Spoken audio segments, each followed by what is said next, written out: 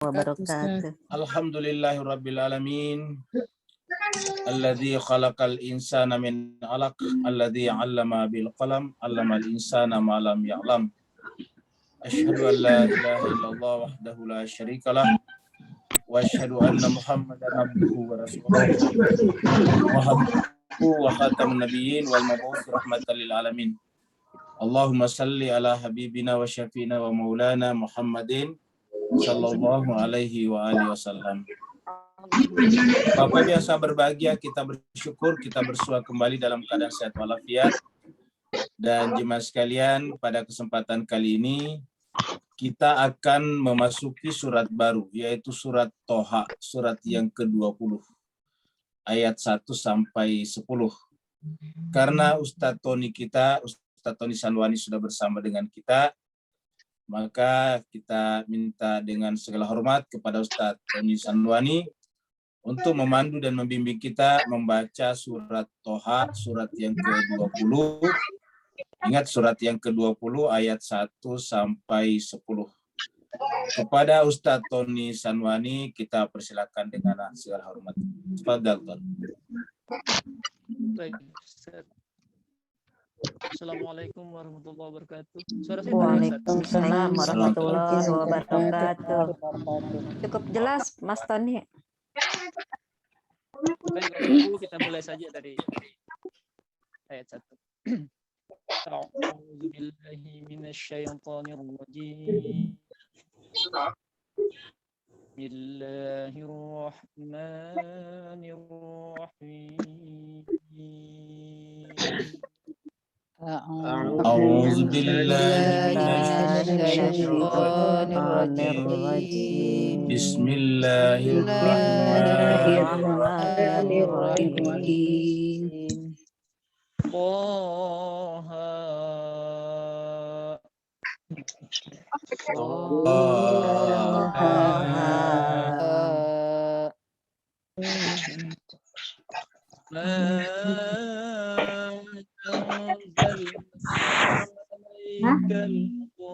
القرآن لتشقى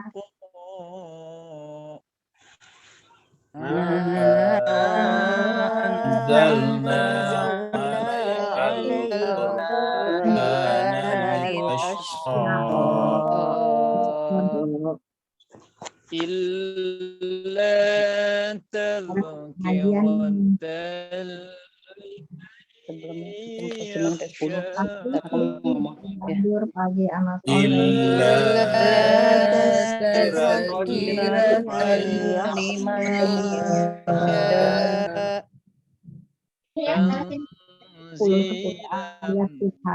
ممن خلق الأرض والسماوات العلى تنزيلا ممن خلق الأرض والسماوات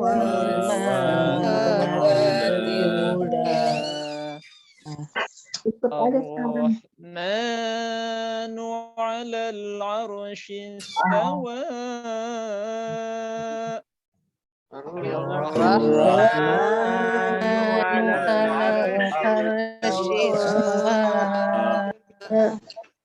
له ما في السماوات وما في الأرض وما بينهما وما تحت الثرى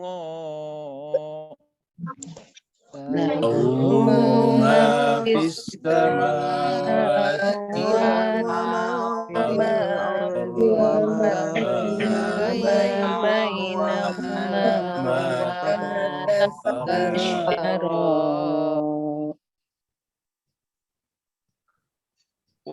وإن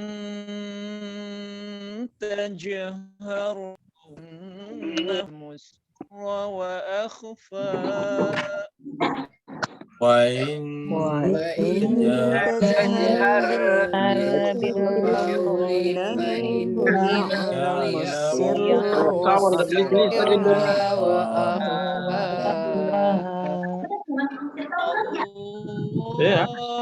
الله لا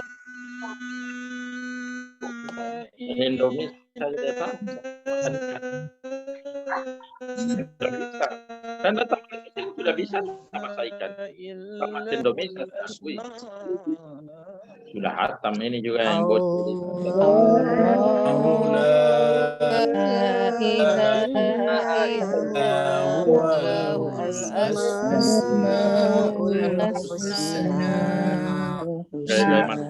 وهل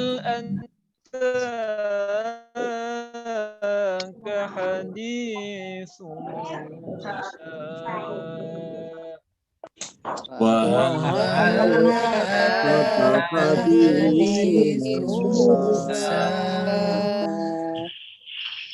إذ رأى نارا فقال لأهلهم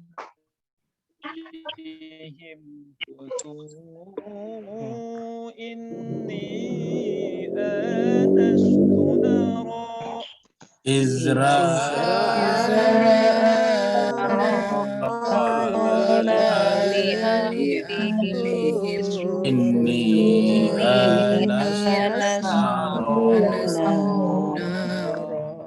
إني آنست نارا لعلي آتيكم منها بقبس أو أجد على النار إني آنست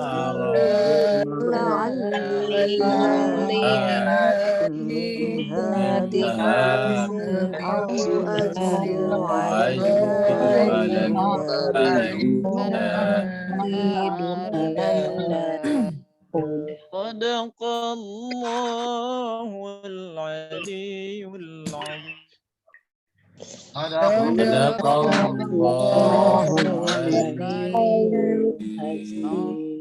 اللهم صل وسلم وبارك وزد على رسول الله وآله الأطهار صلوات Allahumma salli ala Muhammad wa ajil Bapak Ibu jemaah sekalian, kita haturkan banyak terima kasih, syukran jazila kepada Ustaz Tony Sanwani. Semoga Allah SWT senantiasa memberikan perlindungan dari langit dan dari bumi. Dan Bapak Ibu sekalian yang ikut membaca kitab suci Al-Quran, insya Allah Allah catatkan sebagai hamba-hambanya yang berhak mendapatkan syafaat nanti di akhirat. Jemaah sekalian, kita masuk di surat Toha. Surat Toha ini beda dengan surat-surat muqatta' yang lain. Surat-surat yang dimulai dengan huruf muqatta'ah. Ingat, muqatta' itu artinya terputus-putus, seperti alif lam mim, alif lam ra, dan sebagainya. Di masyarakat kita jarang kita dengarkan ada namanya orang alif lam mim, atau namanya alif lam ra misalnya, atau namanya kah ya ain shad, nggak pernah kita dengarkan. Tapi kalau nama orang di masyarakat kita, Yasin banyak, Muhammad Yasin. Kalau tidak salah juga Perdana Menterinya Malaysia juga namanya Pak Muhammad Yasin kalau tidak salah. Kemudian Toha juga banyak di masyarakat kita. Nama Toha banyak, Pak Toha atau Muhammad Toha, Tuan Toha. Bahkan biasa ditambah Toharudin. Ya, jadi Toha. Apa sebabnya jemaah sekalian? Karena sebagian besar ulama kita berpendapat bahwa yang disebut dengan Yasin dan Toha itu adalah Nabi Muhammad kita sallallahu alaihi wasallam. Itulah sebabnya Bapak Ibu lihat di dalam background kita yang agak transparan ini, di belakang backgroundnya adalah Masjid Nabawi untuk menjelaskan bahwa Toha itu adalah Nabi Muhammad kita. Tapi ingat, surat Toha nanti banyak berbicara tentang Nabi Musa. Jadi Toha adalah Nabi Muhammad kita, tetapi backgroundnya, cerita paling banyak di dalamnya adalah tentang Nabi Musa, terutama permintaan Nabi Musa kepada Allah supaya Allah memberikan kepada Nabi Musa pembantu pelaksanaan tugas kenabian yang disebutkan dengan akhi, ya, yaitu saudaraku, yang nanti disebut dengan Harun akhi. Harun adalah saudaraku. Nanti Harun di situ nanti kemudian diangkat sebagai pengganti, sebagai pembantu Nabi Musa alaihissalam. Mari kita lihat surat Toha. Jadi yang kita jadikan gambar ilustrasi adalah Nabi Musa dan Harun. Ini ilustrasi Nabi Musa dan Harun. Kemudian ini adalah gambar menara atau kubah Masjid Nabawi. Tunjukkan Nabi Muhammad kita. Surat Toha adalah surat yang ke-20. Nomornya 20. Surat Toha, tulisan Arabnya surat Toha. Kemudian turun di Mekah. Jadi termasuk surat Makkiyah juga. Jumlah ayatnya 135 ayat. Jadi lebih banyak daripada surat Maryam. Tapi ayat-ayatnya di sini banyak yang pendek-pendek. Jadi surat Makkiyah atau turun di Mekah, jumlah ayat 135 ayat. Inilah surat Toha yang akan kita baca pada permulaannya di petang hari ini. Kita mulai dengan melihat ilustrasi Al-Quran, karena berbicara tentang Al-Quran. Untuk apa Allah menurunkan Al-Quran? Nanti kita lihat bahwa Al-Quran diturunkan justru untuk membuat kehidupan manusia jadi mudah, bukan jadi sulit. Ini surat Toha. Bismillahirrahmanirrahim. Toha. Jadi Toha. Jadi dibaca satu-satu. To dan ha. Karena ini namanya huruf muqatta'ah. Huruf yang terputus-putus seperti ya, sin, alif, la, mim, ha, mim. Begitu Toha namanya. Jadi Toha ini pertama, kita sudah sampaikan sebelumnya bahwa kalau ada huruf muqatta'ah secara bahasa tidak ada artinya karena bukan kata. Ingat, untuk mengambil arti atau makna harus berbentuk kata. Jadi rangkaian huruf-huruf yang membentuk satu kata. Kalau rangkaian huruf-huruf itu tidak membentuk satu kata, ya kata dalam bahasa Arab itu minimal dalam bentuk misalnya harfun seperti huruf jar, waw itu satu kata, dan atau demi, atau misalnya hal, jadi itu namanya waw. Jadi masih punya arti. Tapi kalau misalnya tidak berbentuk satu kata, entah itu harfun, fi'il ataupun isim. Harfun itu huruf, apa kata sandang, lalu kemudian fi'il kata kerja, isim kata benda. Kalau tidak masuk dalam kategori 3 itu, maka dia masuk kategori muqatta'ah, terputus-putus, dan karenanya tidak punya arti atau makna. Tetapi jemaah sekalian, setiap apa yang diucapkan Allah ataukah yang turun pasti punya pemahaman. Maka jemaah sekalian, kata para ahli tafsir, bahwa kalau ada huruf muqatta'ah seperti ini adalah semacam pemberitahuan dari Allah bahwa akan ada sesuatu yang sangat penting disampaikan, dan yang sangat penting itu selalu Al-Quran. Jadi setiap selesai muqatta'ah, pasti kelanjutannya adalah kitab suci. Entah disebut dengan Al-Quran, entah disebut dengan Alkitab. Seperti Alif Lam Mim, surat Al-Baqarah, Zalikal Kitab, itu Zalikal Kitab. Yasin wal Qur'anil Hakim. Jadi selalu ada Al-Quran kalau selesai Toha. Nah, selesai muqatta'ah. Nah, di dalam Toha ini setelahnya adalah ma anzalna alaikal Quran. Jadi setelah Toha ini Toha, tiba-tiba di sini ada Al-Quran. Jadi Al-Quran dibicarakan. Ya. Jadi karena jemaah sekalian berbahagia, sama misalnya dengan surat Yasin, itu Al-Quran juga. Dan kita tahu bahwa kalau itu Al-Quran, maka Al-Quran yang berbicara adalah Nabi Muhammad. Ya, jadi ketika disebutkan Al-Quran, berarti kan Nabi Muhammad. Sama dengan Yasin juga, Al-Quran juga. Itu pasti adalah Nabi Muhammad. Apa sebabnya? Karena representasi daripada Al-Quran, kitab suci adalah Rasulullah dan orang suci. Nah, bisa dikatakan bahwa semua huruf-huruf muqatta'ah dalam Al-Quran bisa dikembalikan kepada Rasulullah. Kenapa? Karena setiap disebut huruf muqatta'ah pasti setelahnya Alkitab, dan Alkitab yang berbicara adalah sang Nabi atau orang suci. Jadi kita sudah sampaikan ada Al-Quran yang tertulis dan ada Al-Quran yang berbicara. Al-Quran An-Natiq namanya.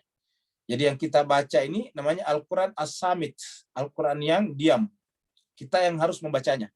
Sedangkan ada Al-Quran yang an-natiq, yang berbicara. Dia berbicara, dia berbuat. Semua aktivitasnya adalah merupakan ayat, yaitu sang Nabi Muhammad sallallahu alaihi wasallam. Jadi ma anzalna alaika, tiadalah kami turunkan. Jadi ma anzalna, tiadalah kami turunkan alaika kepada Muhammad Al-Quran itu untuk apa? Litashka, untuk membuat susah. Tashka itu untuk menjadi masalah. Ya, litashka, untuk membuat kamu jadi susah. Nah, karena ayatnya mengatakan tiadalah kami menurunkan Al-Quran kepadamu untuk membuat kamu susah, maka yang bisa dipahami tentu adalah Al-Quran untuk membuat hidup kita jadi mudah. Namanya mafhum mukhalafah. Jadi mafhum mukhalafah dari ayat ini adalah bahwa Al-Quran itu adalah untuk membuat kita mudah. Membuat kita mudah. Ya, dan Al-Quran juga mudah. Ya. Walaqad yassarnal Qur'ana, sungguh kami membuat Al-Quran itu mudah, kata Al-Quran. Jadi Al-Quran itu adalah untuk membuat kita jadi mudah. Apa artinya jadi mudah? Coba jemaah sekalian. Kalau bapak ibu jalan di tengah malam yang gelap gulita, tidak ada listrik, tidak ada lampu, bagaimana kira-kira rasanya berjalan dalam keadaan gelap gulita? Tidak ada senter, tidak ada lilin. Pokoknya tidak ada sumber cahaya. Maka kita akan merasa sempit. Walaupun kita berada di kota yang besar, di lapangan yang luas, kita pasti akan merasa sempit. Kenapa? Selalu serba takut dalam melangkah. Ya, kita takut melangkah, jangan-jangan kita menabrak pohon. Jangan-jangan kita menabrak hewan. Jangan-jangan kita menginjak hewan-hewan berbisa. Jadi kita serba takut kalau kita berjalan dalam kegelapan. Nah, dengan demikian, orang yang berjalan dalam kegelapan itu susah. Nah, sedangkan orang yang berjalan di bawah naungan cahaya, tidak usahlah cahaya matahari, cukup cahaya rembulan saja pada bulan purnama, itu sudah membuat kita bisa berjalan dengan gampang. Kenapa? Karena pohon-pohon bisa kita lihat dengan jelas. Hewan-hewan bisa kita lihat dengan gampang. Begitu ya kalau ada ular-ular berbisa, bisa kita lihat berjalan di dalam di atas tanah. Nah, Al-Quran itu adalah cahaya. Al-Quran ini adalah nur. Jadi Al-Quran ini adalah cahaya, nur. Ya. Al-Quran adalah cahaya, dan karena dia cahaya, maka menerangi jalan hidup kita. Itulah sebabnya Al-Quran datang bukan untuk membuat kita jadi susah. Al-Quran tidak membuat kita jadi susah. Al-Quran membuat kita jadi mudah, karena Al-Quran adalah cahaya. Jadi siapa yang menguasai Al-Quran, semakin sempurna fahamannya terhadap Al-Quran, akan semakin mudah hidupnya. Semakin sempurna pemahamannya kepada Al-Quran, semakin sempurna hidupnya. Maka jemaah sekalian berbahagia, tidak pernah kita mendengarkan orang yang memahami Al-Quran dengan benar, misalnya terdengar tiba-tiba mati bunuh diri. Enggak ada. Tapi sering sekali kita melihat orang-orang yang sudah populer, popularitasnya sudah mendunia, kekayaannya luar biasa, tinggal di kota-kota yang maju seperti Seoul, Korea Selatan, tapi tiba-tiba bunuh diri padahal masih muda. Apa sebabnya kira-kira? Karena mereka menempuh jalan yang susah.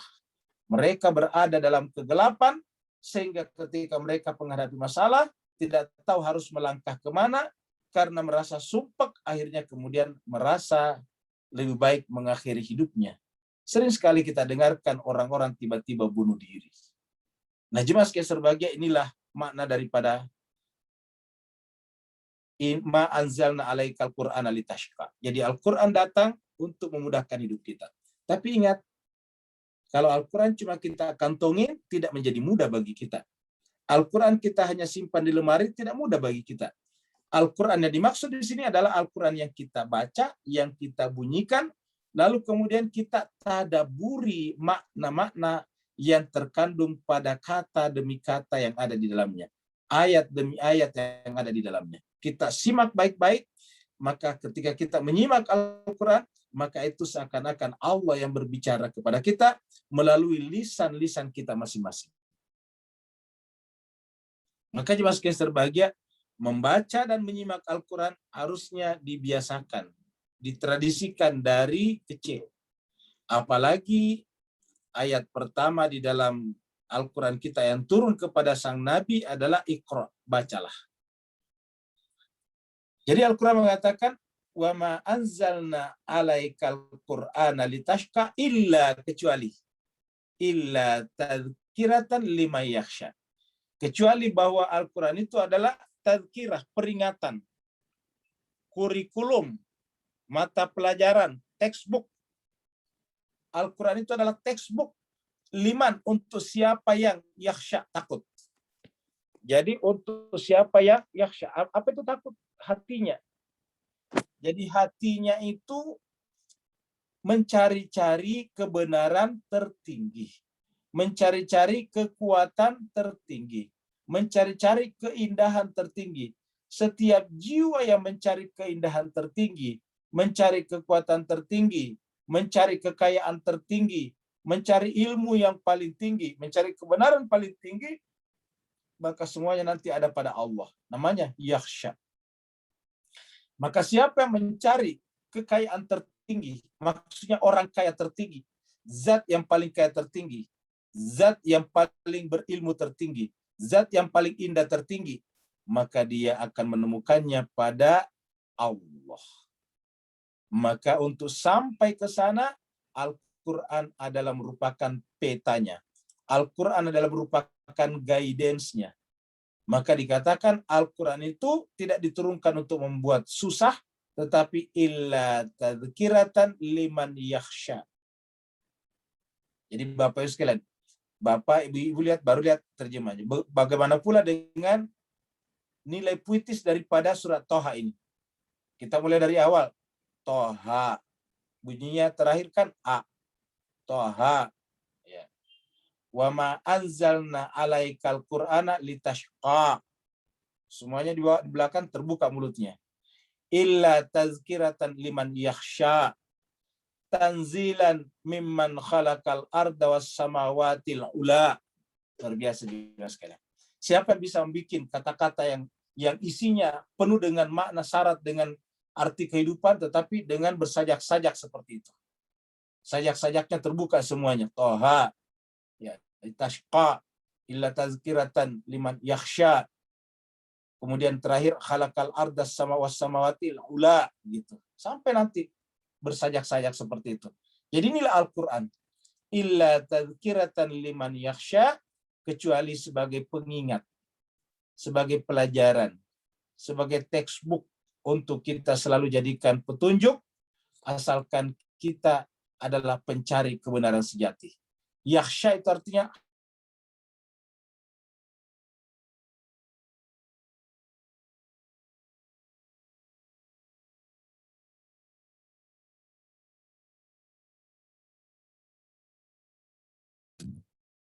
Hilang suara Ustadz ya?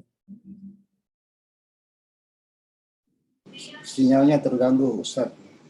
Nggak ada suaranya, Bu Dokter. Iya.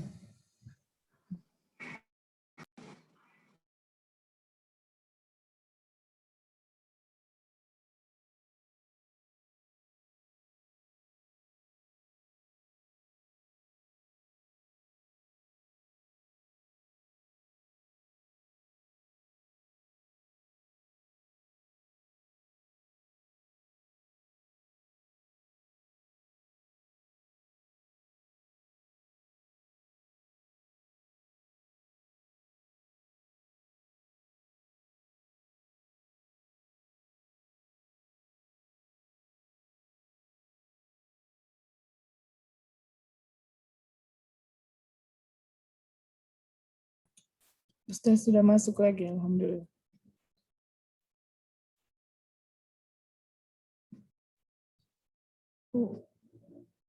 Bapak Ibu sekalian, mohon maaf ya tadi keluar ya. Tadi internetnya terputus, sekarang kita masuk lagi. Kita masuk ke screen lagi.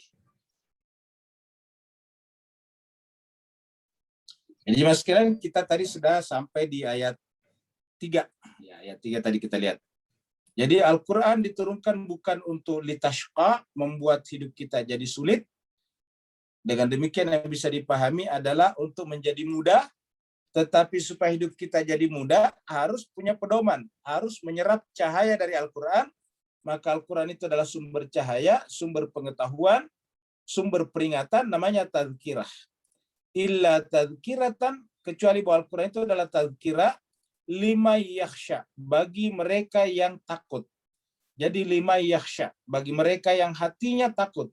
Kita sudah terangkan dan dimaksud dengan takut di sini adalah selalu mencari yang paling tinggi. Karena kalau orang takut selalu mencari tempat persembunyian, tempat perlindungan. Ingat ya sekalian, orang yang takut itu mencari perlindungan. Cobalah kalau kita dikejar anjing gila, pasti kita lari cari apa? Tempat perlindungan. Cari gua, cari rumah baru kita tutup. Pokoknya apabila kita takut, maka secara psikologis kita mencari tempat perlindungan. Jadi kata yakhsha di sini adalah bisa kita artikan sebagai pencari kebenaran tertinggi. Ilmu kebenaran tertinggi, Allah adalah Al-Alim. Keindahan, Allah adalah keindahan tertinggi, Jamil. Begitulah sebut semuanya. Kekuasaan, Allah sebagai kekuatan tertinggi, Jabbar, Qadir, dan sebagainya. Jadi yang disebut dengan illa tadzkiratan liman yakhsha adalah orang yang menjadi pencari kebenaran tertinggi. Seperti pembahasan kita di surat Maryam, ciri-ciri Nabi Ibrahim adalah siddiqa. Apa itu siddiqa? Pencinta kebenaran sejati. Illa tadzkiratan liman yakhsha, begitu juga. Jadi Al-Quran akan sangat bermanfaat bagi mereka yang mencari kebenaran. Jadi yang Allah hormati dari manusia ini adalah mencari, dan mencari. Bergerak, dan bergerak. Dan itulah sebetulnya disebut dengan suluk. Jadi suluk itu bukan mendekat kepada Allah dalam pengertian berjalan, tetapi pikiran kita, pengetahuan kita bergerak kepada Dia. Itulah suluk. Ya, sair ilallah. Itu namanya berjalan menuju kepada Allah Subhanahu wa taala. Nah, jemaah sekalian berbahagia, baru kemudian tanzilan mimman khalaqal arda was samawatil ula. Al-Quran itu, jadi ini kembali kepada Al-Quran tadi. Al-Quran itu adalah tanzil, diturunkan. Jadi Al-Quran itu adalah tanzil. Al-Quran itu tanzilan min man, dari zat yang. Min man, mannya dari zat yang. Ya. Mimman khalaqah, dari zat yang menciptakan al-ardah, bumi. Was samawati, langit. Al-ula, yang paling tinggi. Jadi jemaah sekalian berbahagia, tanzilan mimman khalaqal arda was samawatil ula, dia turun dari Allah SWT yang menciptakan al-arda was samawatil ula, sampai kepada langit yang paling tinggi. Jadi kata al-ula, makanya kita bahas tadi pagi bahwa samawati kalau bentuk jamak itu mencakup di dalamnya alam-alam non materi, alam-alam malakuti, alam jabaruti, alam lahut, dan seterusnya. Itu namanya, dan ini sampai kepada al-ula yang paling tinggi. Kecuali kalau disebutkan bentuk tunggal saja, as-samai. Kalau samai saja berarti langit dalam pengertian lapisan-lapisan atmosfer ataukah semesta yang ada di atas bumi kita atau di luar bumi kita. Jadi tanzilan min man khalaqal arda was samawati ula. Dia turun dari zat yang menciptakan langit dan bumi. Jadi ayat ini menjelaskan kepada kita bahwa langit dan bumi diciptakan. Dan langit itu bertingkat-tingkat. Sampai kepada yang paling tinggi. Dan puncaknya nanti adalah arasy Allah Subhanahu wa ta'ala. Nah, ketika menggunakan kata khalaqa, berarti langit dan bumi ini diciptakan. Namanya diciptakan berarti pernah tidak ada. Karena pernah tidak ada, maka yang menciptakannya pasti yang maha ada. Pasti sudah ada sebelumnya. Karena tidak mungkin dia menciptakan kalau dia tidak ada. Bagaimana mungkin tukang mebel menciptakan mebel, furniture, kalau tukangnya tidak ada? Jadi tukang harus ada terlebih dahulu sebelum furniture. Allah sebagai Khalik harus ada sebelum dia menciptakan segala-galanya. Jadi yang namanya khalaqa, menciptakan, di sana ada dua. ada khalik dan makhluk. Yang namanya makhluk, namanya diciptakan. Diciptakan oleh apa? Khalik. Berarti khalik itu yang ada sebelumnya, dan bahkan karena dia adalah khalik dari segala khalik, maka kemudian semua yang disebut dengan pencipta, maka pencipta di atasnya adalah Allah, maka Allah itu adalah pencipta yang tidak didahului oleh apapun juga. Tanzilan mimman khalaqal arda was samawatil ula. Nah, jemaah sekalian berbahagia, sekarang kita lihat lagi-lagi Allah menyebutnya dengan Ar-Rahman. Allah menyebutnya dengan Ar-Rahman. Kenapa? Karena Ar-Rahman itu menunjukkan bahwa kasih sayangnya itu, kepemurahannya itu meliputi segala sesuatu. Termasuk orang-orang yang tidak percaya kepadanya. Termasuk orang yang tidak beragama. Semuanya Allah berikan rizki kepadanya. Semua Allah berikan rahmat kepadanya. Sebagai apa? Sebagai bukti rahmannya. Jadi Allah paling banyak menggunakan kata ganti dirinya, yaitu Allah dengan kata Ar-Rahman. Di surat Maryam kita berkali-kali menjumpai kata Ar-Rahman. Dan sekarang terulang lagi di surat Thaha, Allah berkali-kali nanti menggunakan kata ganti dirinya dengan Ar-Rahman. Ar-Rahman artinya apa? Semua yang hidup, semua benda-benda mati, semua alam semesta, tempatnya kelapa nyiur ini tumbuh adalah bumi. Di atas sana adalah langit. Semuanya itu adalah merupakan bentuk kasih sayang daripada Allah yang Ar-Rahman. Jadi jemaah sekalian, tidak ada apapun juga yang kita rasakan, yang kita saksikan, kalau bukan karena Ar-Rahman. Maka kemudian jemaah sekalian berbahagia, Allah menjelaskan dirinya dengan kata Ar-Rahman ini. Ya. Ar-Rahman. Jadi Ar-Rahman alal arsyistawa. Jadi Ar-Rahman, jadi ini permulaannya Ar-Rahman, ya. Ar-Rahman alal arsy. Dia bertahta di atas arasy. Istawa, bersemayam. Jadi artinya apa jemaah sekalian yang bisa kita tangkap di sini? Ketika Allah menyebut alal arsh, arsh itu secara harafiah artinya singgasana. Arsh ini secara maknawi artinya singgasana. Singgasana. Singgasana artinya apa? Tempat bertahtanya raja. Ya, king.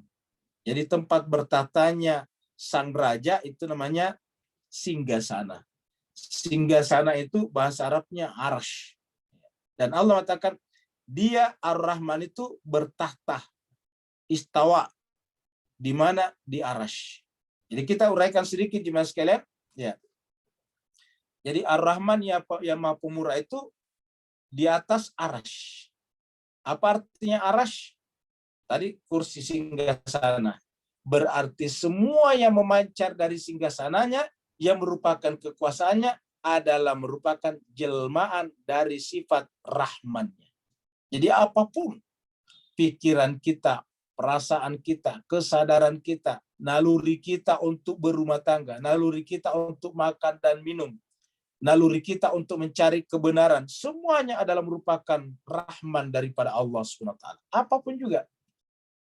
Kita punya keinginan untuk maju, kita punya keinginan untuk menambah pengetahuan, kita punya keinginan untuk berketurunan, beregenerasi, kita pengen anak keturunan kita semuanya baik dan berhasil. Itu adalah karena Allah berikan sifat-sifat itu pada diri kita. Dan dia adalah Rahman. Jadi semua yang ada pada makhluk, semua adalah merupakan manifestasi daripada Rahmannya Ar-Rahman. Pemurahnya Sang Maha Pemurah. Kasih sayangnya Sang Maha Pengasih. Itu adalah yang kita dapatkan. Jemaah sekalian, apa yang bisa kita rasakan kalau kita mendengar kata-kata Rahman? Jemaah sekalian, setiap kita mendengarkan sesuatu yang menjadi sumber kasih sayang, pasti yang kita rasakan kenikmatan. Kenikmatan yang kita rasakan. Misalnya kita melihat orang saya tersenyum kepada kita, pasti langsung kita senang. Orang saya tersenyum kepada kita, maka kita akan senang.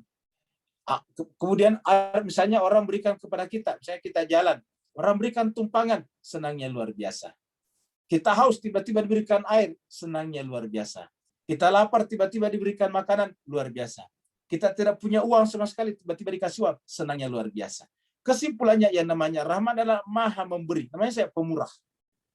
Jadi semua yang kita dapatkan sekarang adalah pemberian daripada Allah SWT. Nah, harusnya kita memperlakukan Allah seperti tadi orang-orang berikan kepada kita. Berterima kasih kepadanya, namanya bersyukur. Dan yang kedua, efek psikologinya, efek jiwanya adalah kita merasa tenang, mutmainnah. Kenapa? Karena ada zat yang benar-benar luar biasa kasih dan sayangnya kepada kita. Mengapa banyak manusia yang pengen mengakhiri hidupnya tadi dengan bunuh diri? Stres, karena dia merasa tidak ada yang menyayanginya lagi. Ketika dia merasa semua orang membenci kepadanya, sehingga dia merasa semua orang sudah tidak bersenang lagi kepadanya, maka tiba-tiba muncul dalam hatinya, tidak ada lagi gunanya saya hidup. Nah, dengan demikian, rasa kesadaran akan adanya Ar-Rahman ini penting sekali. Maka ketika Allah memulai ayat 5 dengan kata-kata Ar-Rahman alal arsyistawa, yang dimaksud Ar-Rahman tadi itu adalah asalnya turunnya Al-Quran yang menciptakan, jadi zat yang menciptakan langit dan bumi al-ala, yang tinggi tadi. Al-ula. Jadi yang menciptakan langit dan bumi yang tinggi. Dan siapakah itu? Dia adalah Ar-Rahman. Ar-Rahman itu adalah tunggal. Dia berada di pusat pemerintahan. Jadi segala sesuatunya itu dia mengaturnya. Dia mengurusnya. Namanya Arash. Dan kemudian cara mengurusnya adalah sama. Istawa. Istawa ini secara harfiah sebetulnya sama. Jadi kalau diartikan bersemayam bisa juga. Tetapi posisinya di Arash itu adalah membagi rahmannya sesuai dengan kadar yang dimiliki oleh seluruh makhluk untuk menerimanya secara sama. Maksudnya sesuai dengan kadar-kadarnya masing-masing. Tidak ada yang kurang, tidak ada yang lebih. Namanya istawa. Makanya jemaah sekalian, garis di atas kepala kita yang membelah, garis di atas kepala kita yang membelah alam, persis di atas kepala kita, namanya khat al-istiwa, khatul istiwa. Jadi jemaah sekalian, kalau bahasa Melayu itu kalau di kita di Melayu itu garis di atas ekuador itu namanya ekuator itu namanya apa? Ekuador atau ekuator di atas kepala kita namanya khatul istiwa. Khat itu artinya garis, istiwa artinya sama. Sama ke selatan, sama ke utara. Namanya garis khatul istiwa. Ya. Kita ini negara-negara di Asia Tenggara adalah tinggal di bawah khatul istiwa. Makanya musimnya cuma 2. Jadi kita negara khatul istiwa, melintang di atas kita. Nah, jemaah sekalian, jadi kata khat al-istiwa atau khatul istiwa itu artinya sama. Jadi ketika Allah bersemayam di arasnya, dia membagi rahmannya kepada seluruh makhluknya sesuai dengan kadar-kadar yang telah ditentukan pada makhluk tersebut. Allah memberikan rahmatnya kepada nyamuk sesuai dengan kualitas dan kuantitas kenyamukannya. Allah memberikan rahmannya kepada misalnya ikan sesuai dengan kadar kualitas dan kuantitas keikanannya. Ikan kecil mendapatkan sedikit, ikan besar mendapatkan banyak. Itu sama sesuai dengan kadarnya masing-masing. Nah, jadi jemaah sekalian berbahagia, Allah membagi itu secara istawa. Ar-Rahmanu alal arsy istawa. Kemudian lahu kepunyaannya lah. Ma fis samawati wa ma fil ardh. Kepunyaannya lah, lahu, miliknya lah. Apa saja yang ada di langit, apa saja yang ada di langit, ya. Dan apa saja yang ada di bumi. Wa ma fis sama wa ma fil ardh. Jadi apa yang ada di langit dan apa yang ada di bumi. Miliknya lah apa yang ada di langit dan apa yang ada di bumi. Jadi tidak ada yang bukan miliknya. Siapakah dia? Yang tadi menurunkan Al-Quran. Ingat, ini adalah kelanjutan daripada Toha. Ya. Tiadalah kami menurunkan Al-Quran itu li tashqa, untuk membuat kesulitan.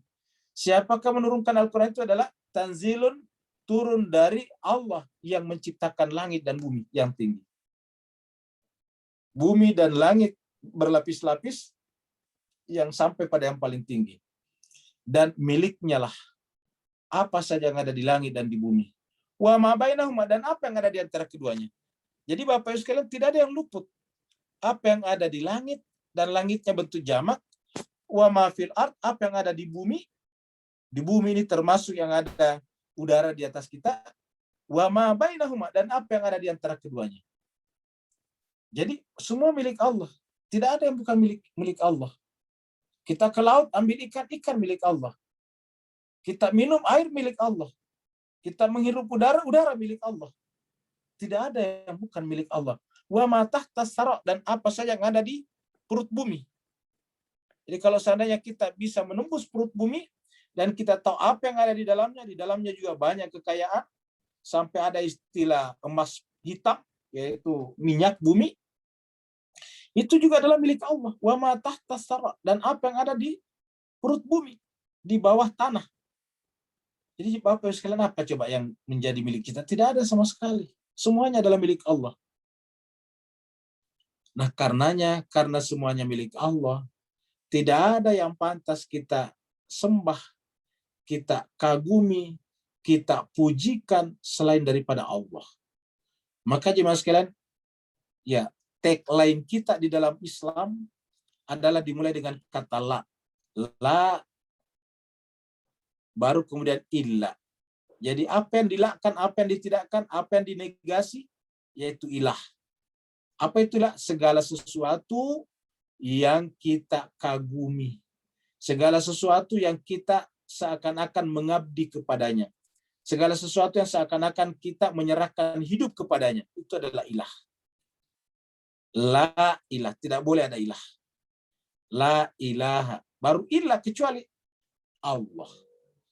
Jadi la ilaha illallah. Kenapa? Karena ini adalah merupakan jelmaan daripada semua yang ada. Jadi semua yang kita saksikan ini, awan-awan, butiran-butiran hujan, bunga-bunga yang mekar, rumput-rumputan, warna hijau, warna pink, warna kuning, dan sebagainya. Semuanya itu adalah berpotensi jadi ilah. Karena semuanya berpotensi jadi ilah, maka kita langsung menolaknya, karena apapun selain dia adalah makhluk. Ini adalah makhluk. Kita melihatnya indah itu karena dia berubah.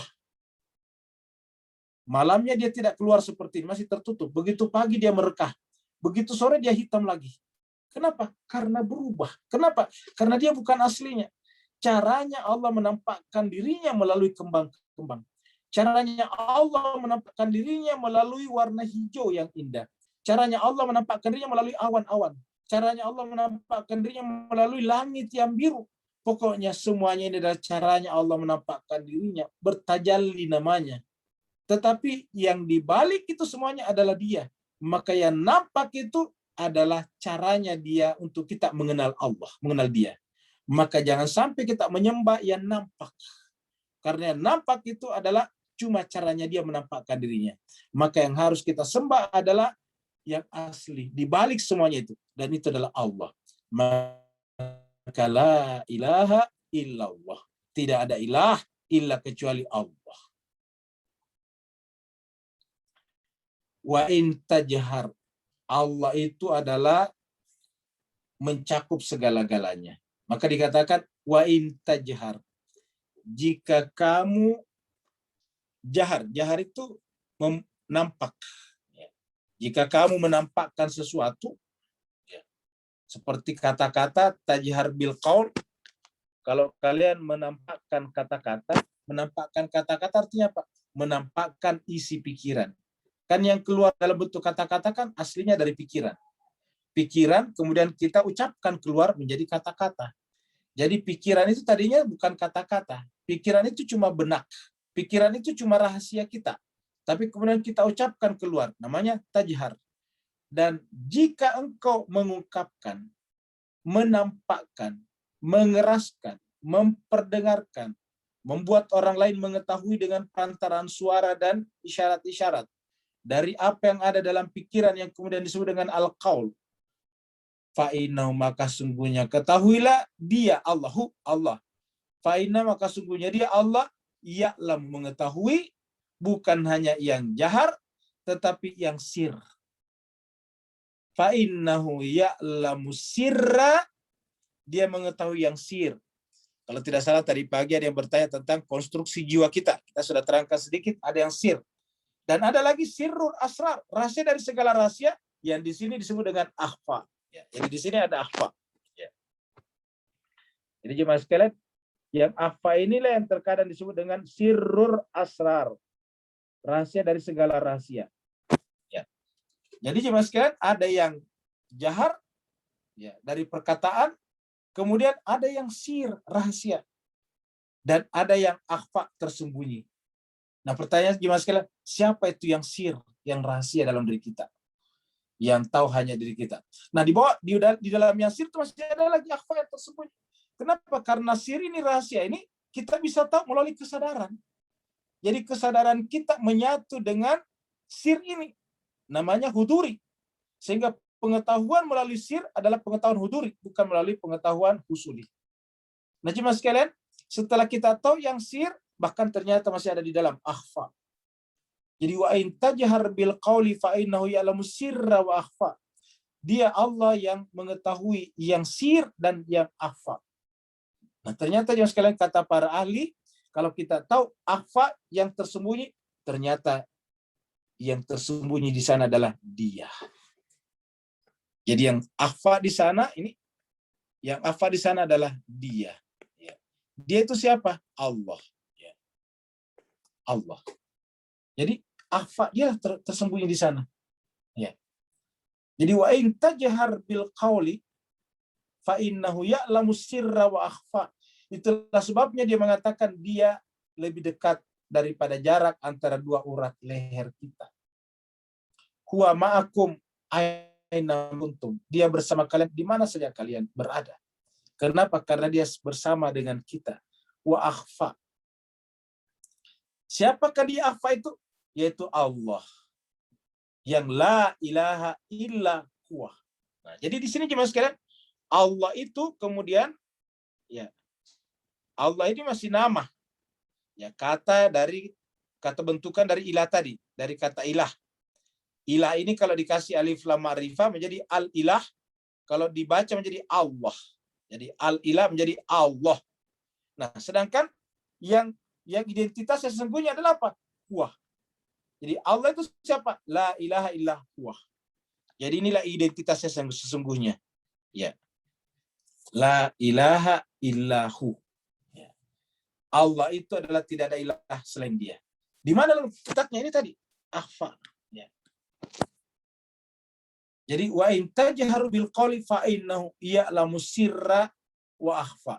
Nah, kalau dia di sana Allah, lalu kemudian dia mengetahui, siapa yang mengetahui sebetulnya? Ya. Coba lihat jemaah sekalian. Kan ada kata-kata fa innahu, sungguhnya dia. Ya. Dia itu adalah Allah. Ya. Yang mengetahui. Yang mengetahui siapa? Akhfa. Nah, kita mengatakan akhfa itu adalah Allah. Berarti artinya apa? Dia mengetahui dirinya. Itulah kesadaran tertinggi setiap orang.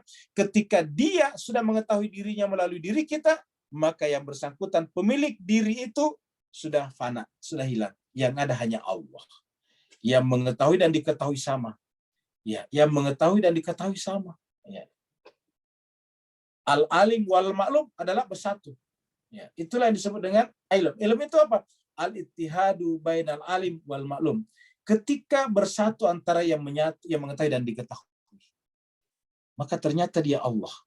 Ya. Allahu la ilaha illahu. Lahul asmaul husna. Dan ternyata Allah itu yang ada dalam diri kita yang akhfa tersembunyi. Makanya jemaah sekalian, karena tersembunyi perlu kita menyelam masuk ke dalam diri kita. Allah mengatakan wa fi anfusikum afala tubsirun. Dan di dalam dirinya kenapa tidak pernah memperhatikannya?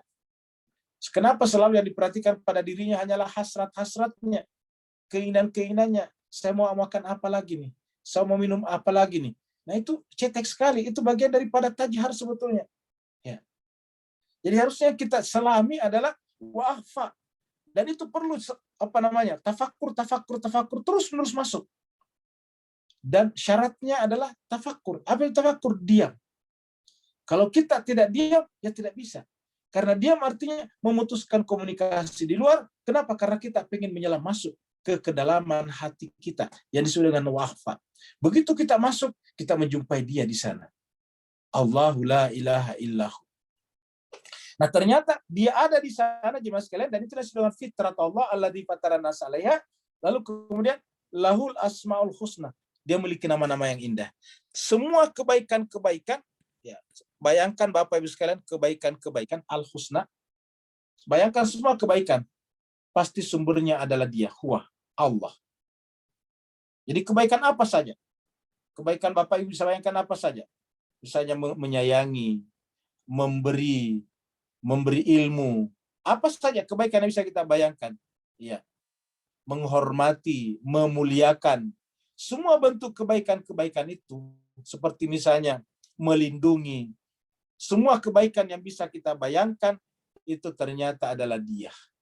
Makanya kenapa manusia bisa melakukan kebaikan yang begitu banyak? Karena dia ada di dalam jiwa manusia. Maka ketika dikatakan Allahu la ilaha illahu lahul asmaul husna, dia punya asmaul husna.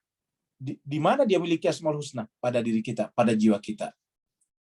Maka jemaah sekalian, manusia yang sempurna menyatu tadi dengan Allah yang kita katakan sudah sampai pada yakhfa, yang mengetahui dan diketahui sama, itu adalah manusia suci, para nabi dan rasul. Maka mereka hakikatnya adalah merupakan manifestasi sempurna daripada asmaul husnanya Allah. Kalau kita ini masih ada yang tidak husna, masih ada yang sayiat. Yang sayiat itu pasti bukan dari Allah. Ya. Masih ada sayiat dari kita. Nah, sedangkan yang husna pasti dari Allah. Allah mengatakan, wa ma asabaka min hasanah. Nah, hasanah itu dari kata husna. Wa ma asabaka, apa saja yang terjadi pada dirimu, perbuatanmu, kalau itu berbentuk hasanah, faminallah, itu hakikatnya dari Allah. Wa ma asabaka min sayyi'atin, dan apa saja yang kau perbuat dalam bentuk keburukan, itu pasti min nafsik, dari dirimu sendiri. Dari subjektivitasmu, dari egomu. Tidak mungkin dari Allah. Kenapa? Yang namanya Asmaul Husna adalah lahu, milik Allah. Jadi lahul Asmaul Husna. Gimana sekian serbahagia, sekarang kita sudah berbicara tentang Al-Quran yang turun dari Allah SWT, dan Allah kita sudah bicarakan juga, ternyata Allah itu ada pada diri kita dalam pengertian akhfa, dan karenanya ketika kita membaca Al-Quran, kita membaca diri kita sendiri. Kita sudah sampaikan, fitrah adalah Al-Quran yang tersifatkan. Al-Quran yang terciptakan pada diri kita. Al-Quran dalam bentuk nature, naturalisasi dalam diri kita. Sedangkan Al-Quran yang kita baca adalah merupakan fitrah yang tertuliskan. Fitrah yang bertuliskan, yang tertuliskan, yang termaktub, namanya Al-Quran yang kita baca. Sedangkan fitrah kita adalah Al-Quran yang ada sejak kita lahir. Fitrah namanya. Nah, jemaah sekalian serbahagia, maka membaca Al-Quran, membaca diri kita sendiri. Tidak ada satu ayat Al-Quran bertentangan dengan fitrah kita. Sebagaimana pembahasan kita sebelumnya, tidak ada ayat Al-Quran yang bertentangan dengan alam semesta. Karena alam semesta, Al-Quran, diri kita adalah satu kesatuan. Sumbernya juga satu. Selesai kita bicara tentang itu, diambilkan contoh. Pindah ceritanya kepada siapa? Nabi Musa. Ya, Nabi Musa. Ini ilustrasi ketika Nabi Musa naik ke Gunung Tursina. Kenapa? Karena di sana dia melihat cahaya. Jadi jemaah sekalian, ini ilustrasi tentang Nabi Musa. Ilustrasi. Ini dengan tongkatnya. Ya, dan ini naik di atas ke atas Gunung Tursina. Dan di sana kemudian dia menemukan cahaya itu. Dia melihat cahaya itu dari bawah dalam bentuk api. Dari tepi gunung, seperti pembahasan kita sebelumnya. Dari tepi sebelah kanannya Gunung Tursina. Terus dia naik ke atas. Sampai di atas, ternyata adalah cahaya seperti ini. Jadi ibaratnya Nabi Musa ini sudah sampai di gunung, di puncak Gunung Tursina. Yang dia saksikan adalah cahaya. Maka pertanyaan Allah setelah berbicara tentang Al-Quran dan dirinya tadi, tiba-tiba dan hal ataka hadis Musa. Sudahkah sampai kepadamu cerita tentang Musa? Kenapa? Karena kita akan nanti mengikuti cerita Musa tentang bagaimana dia berbicara dengan Allah. Bagaimana juga Allah memperkenalkan dirinya kepada Nabi Musa. Musa di situ lagi-lagi mewakili kita. Sebetulnya caranya Allah memperkenalkan dirinya kepada kita melalui dialog-dialognya dan aksi-aksinya dengan Nabi Musa. Maka dimulai dengan pertanyaan, wahal ataka hadis Musa. sudahkah datang kepadamu hadis, kisah, cerita tentang Musa? Ya. Jadi ini pertanyaan hal atakah, pertanyaan retorik namanya. Ya, berarti kan sangat penting ini kita ikuti cerita tentang Musa. Kaitannya nanti yang ada di dalam ayat-ayat ini. Karena cuma sekarang ketika Allah mengatakan hal atakah hadis Musa, tiba-tiba dia mengatakan yaitu ketika. Jadi artinya apa? Hadis Musa diambil penggalannya ketika mulai dia melihat api di atas bukit. Dan nanti sampai berjumpa dengan Allah di sana. Izra'a naro. Cerita tentang Musa yang mana? Yaitu ketika dia melihat naro, api. Dia melihat api. Ketika dia melihat api di atas gunung Tursina, faqala li ahli, lalu kemudian dia berkata, li ahli kepada keluarganya. Umkusu, tinggallah kamu di sini. Suruh tinggal di situ. Artinya dia pun meninggalkan keluarganya. Persis seperti Muhammad kita meninggalkan keluarganya di Mekah. Lalu dia pergi ke Gunung Nur, Jabal Nur. Seperti mana kita lihat juga kemarin, Siti Maryam. Ketika meninggalkan masyarakatnya, kotanya, dan dia mengambil hijab. Pergi ke tempat yang jauh di sebelah timur, makanan syarqiyah, tempat terbitnya cahaya. Kalau ini jelas, dia melihat api. Ternyata nanti api itu ternyata bukan api, tapi cahaya. Izra'a naran faqala li ahlihi. Maka dia berkata kepada keluarganya, wahai keluargaku, istri dan anakku, imkusu, tinggallah engkau di sini. Ini sesungguhnya aku anastu melihat nara. Perhatikan kata-kata ini gimana sekalian ya, supaya memahami ayat rahasia ayat ini. Ya. Katanya Nabi Musa, wahai keluargaku, imkusu, tinggallah kamu di sini di kaki bukit, di kaki gunung. Saya akan naik. Kenapa? Ini sungguhnya aku. Anas tuh melihat. Jadi dua kali di sini. Ini sungguhnya aku. Mempertegas aku. Anas tuh melihat. Berarti artinya apa? Yang melihat itu hanya Nabi Musa. Ya. Ulangi lagi. Yang melihat itu hanya Nabi Musa. Ini penegasannya. Ini. Berarti kan api ini bukan api dalam pengertian materi. Karena kalau api dalam pengertian materi, pasti semua melihatnya. Ya. Jadi ini api apa? Ini isyarat. Ya. Walaupun tertulis nar, seperti mana juga neraka tulisannya nar juga. Tapi pasti bukan materi. Karena kalau ada materinya akhirat, ya terjadi perubahan lagi. Idra'a naran. Ketika dia melihat api. Dan dia mengatakan, ini sungguhnya aku. Pertegas, sungguhnya aku. Anas itu melihat. Anas itu secara harfiah bukan hanya melihat, tetapi menjangkau dengan alat-alat pengetahuannya. Itu namanya anas tuh. Coba kita buka tentang anasa. Anasa itu artinya mengetahui, bisa dengan pengetahuan apapun juga. Bahkan wanita yang belum terjamah juga disebut dengan anas. Anisa. Ya. Jadi ini anas tunara. Aku menyadari adanya api. Aku melihat. Dan penglihatan itu tidak selamanya melalui mata. Kenapa anas? Kalau melalui mata tentu ra'a itu. Ya. Seperti kata di sini. Ya. Jadi awalnya menggunakan kata ra'a, nara. Tapi di belakang mengatakan anas tuh. Ya. Anas tuh nara. Saya akan datang ke tempat api itu la'alli, mudah-mudahan. Aku setelah sampai di api itu atikum. Atikum mengambil untuk kalian. Atikum mengambil, mendatangkan untuk kalian. Minha daripada api itu biqabasin, ya, sejumput.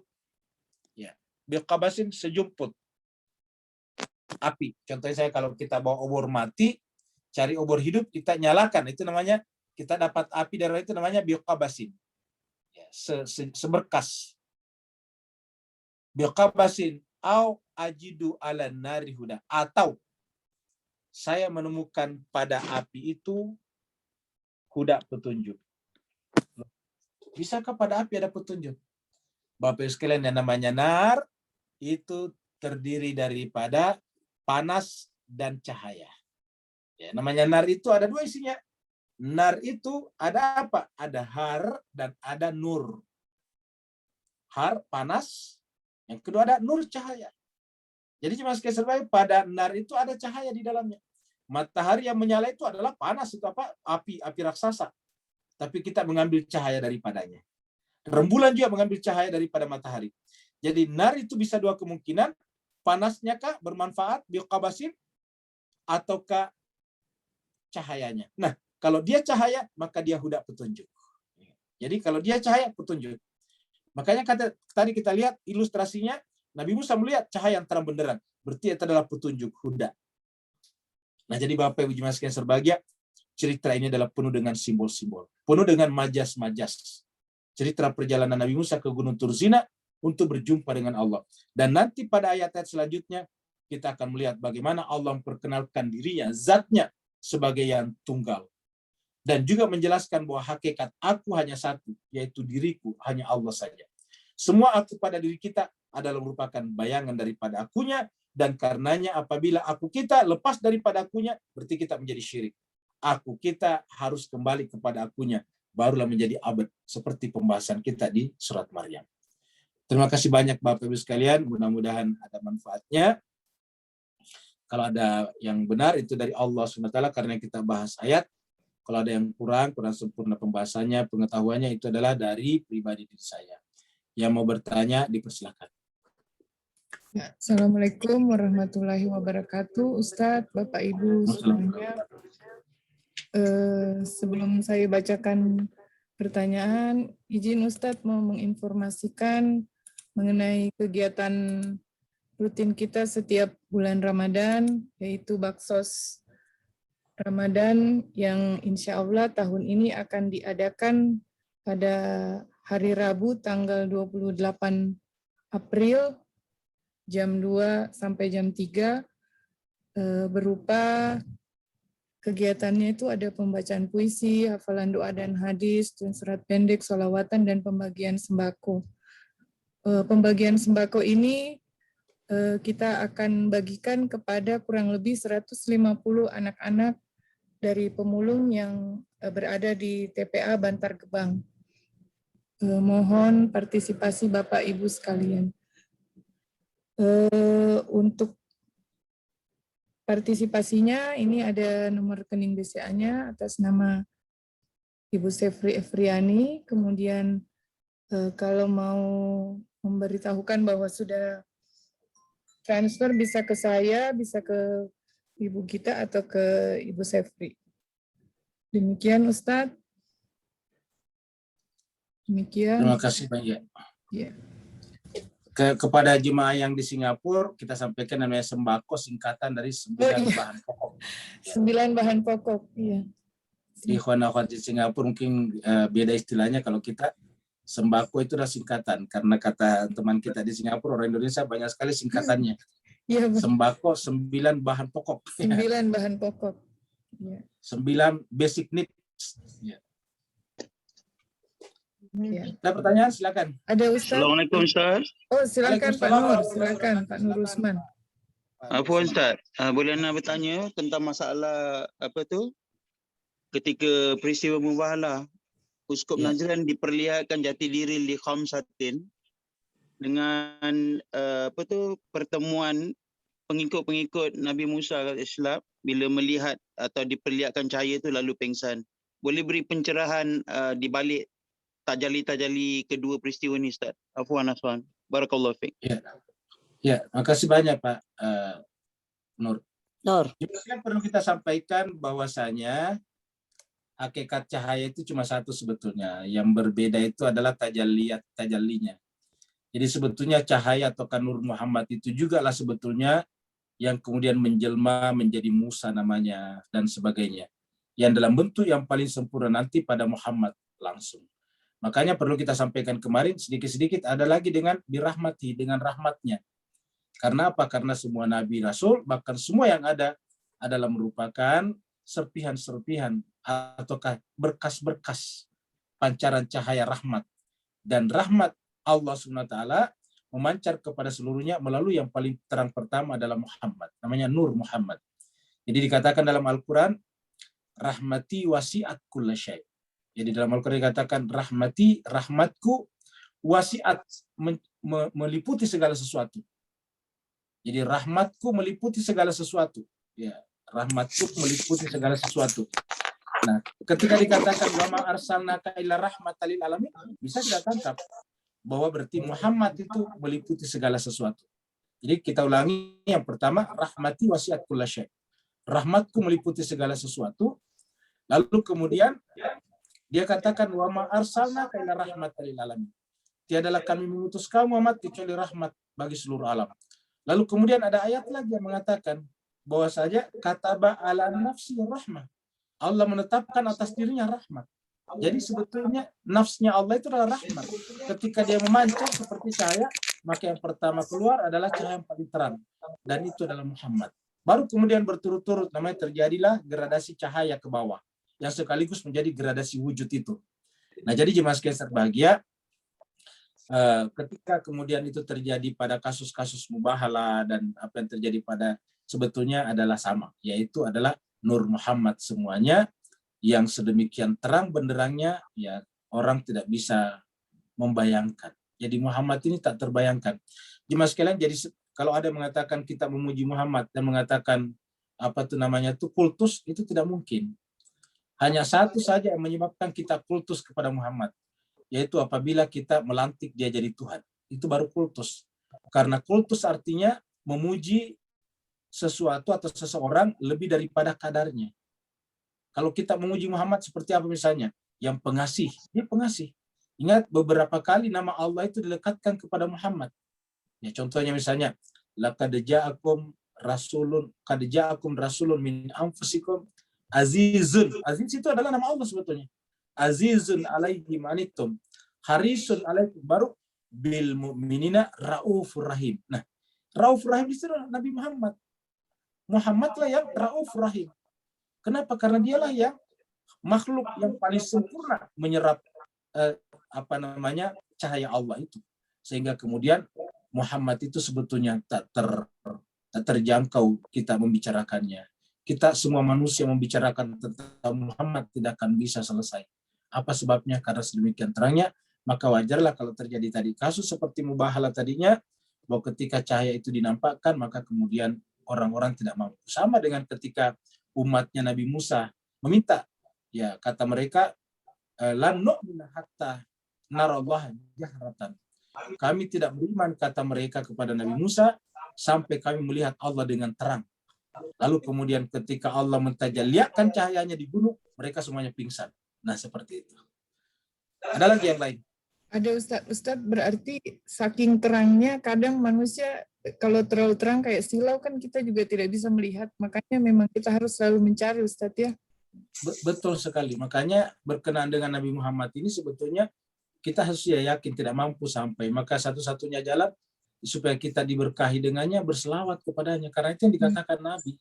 Karena nggak ada orang seperti ini di mana Allah mengatakan innallaha wa malaikatahu yusalluna 'alan nabi. Nabi di situ adalah Muhammad. Bayangkan Allah dan malaikat berselawat kepadanya. Ya, tidak ada satu ibadah yang Allah perintahkan kepada kita, tidak ada satu amalan yang Allah perintahkan kepada kita di mana dia dulu melakukannya kecuali selawat. Allah menyuruh kita salat, tapi dia tidak salat. Allah menyuruh kita puasa, Tuhan tidak puasa. Allah menyuruh kita berzakat, Allah menyuruh kita menikah, Allah menyuruh kita berbuat baik kepada orang tua keluarga, dia tidak berkeluarga, tetapi berkenaan dengan selawat. Sebelum kita diperintahkan, dia dulu innallaha wa malaikatahu yusalluna 'alan nabi. Sungguhnya Allah dan seluruh malaikat-malaikatnya berselawat kepadanya. Baru kita diminta ya ayyuhalladzina amanu sallu 'alaihi wa sallimu taslima. Maka wahai seluruh orang beriman, berselawatlah kepadanya dengan selawat yang sempurna. Gitu. Yang lain lagi. Pertanyaannya Ustadz, ini ada, saya share screen. Ini Ustadz, ada 3 pertanyaan. Dari Pak Nandito Birowo, Bu Syafni, Yenti, dan Pak Syafarudin Alhur. Pak Nandito Birowo tentang la ilaha illallah. Iya, baik. Saya bisa ya. Terima kasih banyak, Bro. Jadi yang pertama adalah dari Pak Nandito. Yaitu berarti la ilaha illallah adalah penolakan kita untuk menyembah segala penampakan dari tajalli Allah. Betul sekali. Jadi apabila kita menyembah penampakan tajalli dari Allah, berarti kita keliru tertipu namanya. Kenapa? Karena yang kita sembah bukan Allahnya, tetapi tajallinya. Dan tajallinya itu penampakannya. Nah, jemaah sekalian sebagai oleh sebab itulah yang harus kita sembah adalah dia zatnya yang satu. Nah, jemaah sekalian, la ilaha illallah dimulai dengan lah, negasi, penolakan. Dan itulah hakikat puasa kita. Puasa itu tidak punya amalan. Puasa itu Bapak Ibu sekalian, kalau kita berpuasa, kalau salat kan ada misalnya berdiri, ruku, sujud, berwudu dulu itu kalau salat. Kalau kita berzikir ada ucapan subhanallah, alhamdulillah, wa la ilaha illallah. Kalau kita berhaji ada pakai ihram, ada pakai ihram di miqat, baru kemudian bertalbiyah, masuk tawaf, sa'i, lalu kemudian wukuf di Arafah. Nah, tetapi kalau apa amalannya? Orang puasa bisa puasa, orang puasa bisa ke kantor, orang puasa bisa bekerja, orang puasa bahkan bisa tidur. Kalau begitu apa itu puasa? Puasa itu sederhana. Puasa itu adalah Allah mengajari kita untuk berkata tidak kepada segala sesuatu yang sifatnya subjektif.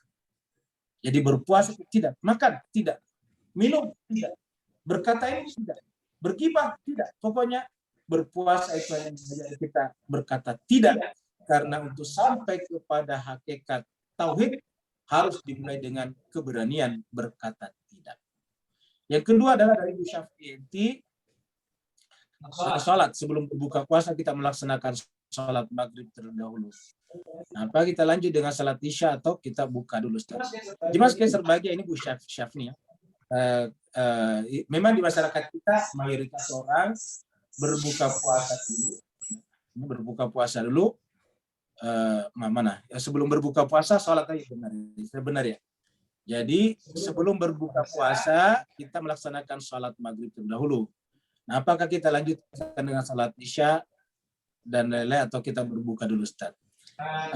Tergantung Ibu Syafni. Kalau Ibu Syafni misalnya menerima pendapat bahwa salat maghrib yang sudah ditunaikan otomatis waktunya sudah habis dan masuk waktu salat isya, dan berarti kita harus salat isya dulu. Baru kemudian setelah itu baru kita baru kita berbuka puasa. Karena apabila berjumpa dengan salat dan buka puasa, maka yang utama adalah salat, karena salat itu lebih tinggi status ibadahnya daripada puasa. Ya begitu. Dan sebaik-baik sebetulnya orang yang salat adalah ketika dia dalam keadaan lapar, supaya dia merasakan orang-orang yang perjuangkan agama dalam keadaan lapar. Nabi Muhammad kita bersama dengan istrinya Khadijah ketika dia diblokade di Lembah Abdul Muthalib, saking laparnya mereka sampai diganjal perutnya dengan batu. Sampai dikatakan, mohon maaf, kotorannya Khadijah itu seperti kambing karena tidak ada lagi makanan. Dan mereka 3,5 tahun diblokade di sana. Begitu juga cucunya di Karbala. Nah, jadi pada saat kita coba salat dalam keadaan lapar, kita membayangkan mereka. Betapa beratnya agama ini untuk sampai kepada kita. Kemudian yang kedua adalah dari Pak Safarudin Al-Khur tentang gambaran dari tafakkur. Ya, tafakkur itu sebetulnya dari kata fikir sebetulnya. Jadi harus ada kerja-kerja fikir, tetapi fikir yang objeknya bukan selain dia. Makanya kan dikatakan begini. Dalam surat Al-Imran itu dikatakan alladzina, jadi dimulai dengan kata-kata inna fi khalqis samawati wal ard wa ikhtilafil laili wan nahar la ayatin lil albab. Siapa ulul albab itu? Alladzina yadhkurunallaha qiyaman wa qu'udan wa ala junubihim wa yatafakkaruna fi khalqis samawati wal ard. Ingat, wa yatafakkaruna fi khalqi. Jadi dikatakan wa yatafakkaruna khalqas samawati wal ard. Jadi kaidah bahasanya bukan wa yatafakkaruna khalqas samawati wal ard. Kalau yatafakkaruna khalqas samawati wal ard, berarti itu adalah ilmuwan, saintis. Memikirkan bagaimana ciptaan langit dan bumi. Tapi ini mengatakan wa yatafakkaruna fi khalqis samawati wal ard. Berarti siapa yang ditafakuri? Dia tafakuri bagaimana caranya relasi antara dia dengan ciptaannya. Nah, kalau kita sudah bisa memahami relasi antara dia dengan ciptaannya, Dan itu hanya bisa dilakukan dengan tafakur, karena dengan tafakur berarti kita mengosongkan jiwa kita, zero mind, dan dengan zero mind tiba-tiba nanti muncul di sana adalah huduri, kemudian kita memahami bahwa ternyata semua yang ada ini adalah merupakan tajalliyat daripada dia tadi, seperti yang ditanyakan Pak Nandito tadi. Nah, kalau kita menyadari bahwa semuanya adalah tajalliyat daripada dia, semua ini bukan dia, tetapi dia.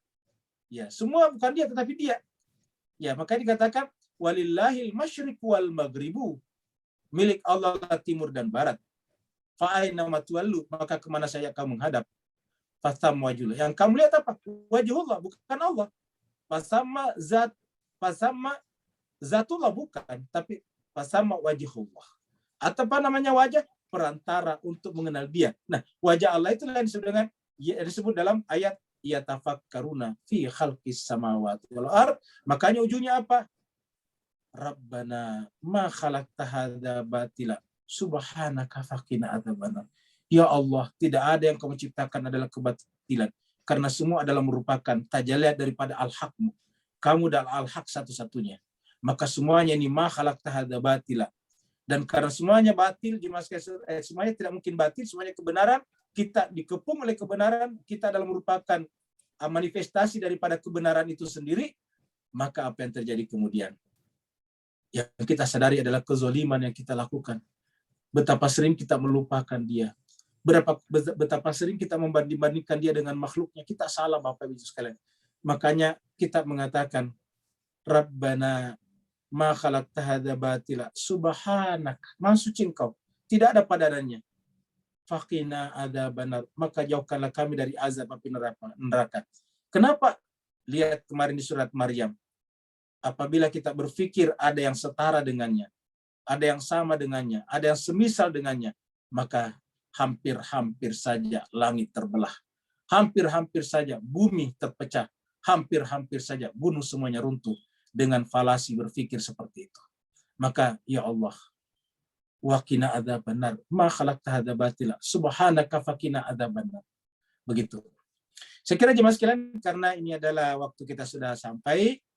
Pertanyaan dari Al-Hur tadi adalah pertanyaan yang terakhir. Kita akhiri sampai di sini. Terima kasih banyak atas perhatian dan keterlibatan Bapak Ibu sekalian.